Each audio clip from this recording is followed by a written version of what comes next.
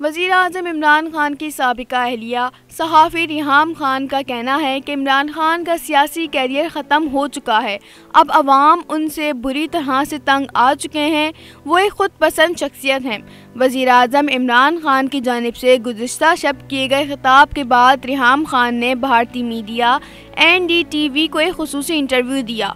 रिहाम खान का कहना था कि इमरान खान के खिताब में कुछ नया नहीं था, सब पुराना और घिसी पिटी बातें दोहराई गई हैं। इमरान खान बिलावजह अमेरिका को तनाज़े में घसीट रहे हैं, जबकि वो खुद एक मुतनाज़ा शख्सियत हैं। रिहाम खान का कहना था कि इमरान खान को जुल्फ़िकार अली भुट्टो बनने का बहुत शौक़ है। वो खुद को एक सियासी शहीद बनाना चाहते हैं। रिहाम खान ने कहा, जिस तरह वो अपने क्रिकेट के दौर में मद्दाहों में घिरे रहते थे, वो सियासत में भी इस तरह का ही मकाम चाहते हैं। इसलिए ना इस्तीफ़ा दे रहे हैं और ना ही कुछ ढंग का कर पा रहे हैं।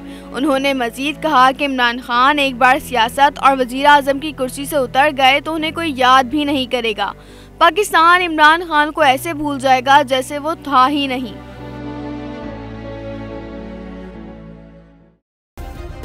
सब्सक्राइब करें और बेल दबाएं ताकि कोई खबर रह न जाए।